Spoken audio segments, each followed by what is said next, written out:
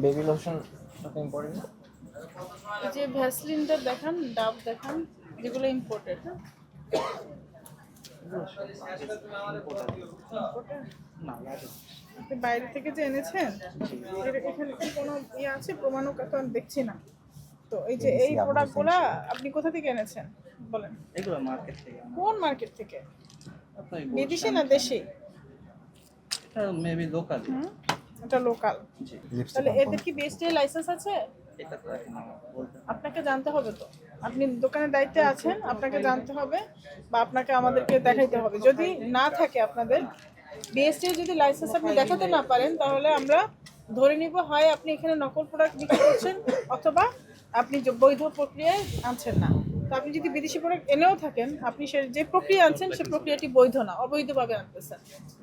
তো সেটা আমাদের বিএসটি যে আইন আছে, সেটা এখানে একটা শাস্তিযোগ্য অপরাধ। আপনি বুঝতে পেরেছেন? জি।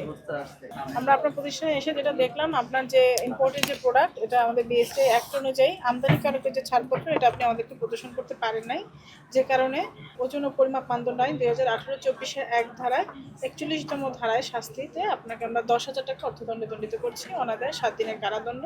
আপনি দ্রুত অর্থটি পরিশোধ করে দেন এবং অবশ্যই আপনি নিয়ম অনুযায়ী আপনার এই যে এইসব প্রোডাক্ট যত আছে আমাদের বিএসটি 3টি অত্যাবশ্যকীয় পণ্য আছে, এগুলোতে অবশ্যই লাইসেন্স সহ আপনি বিক্রয়, বিতরণ, বাজারজাত করবেন। আপনাদের এখানে ইম্পোর্টেড প্রোডাক্টস আর কি কি আছে? ইম্পোর্টেড প্রোডাক্ট, হ্যাঁ, অনেক প্রোডাক্ট আছে ইম্পোর্টেড প্রোডাক্ট। এগুলো কি?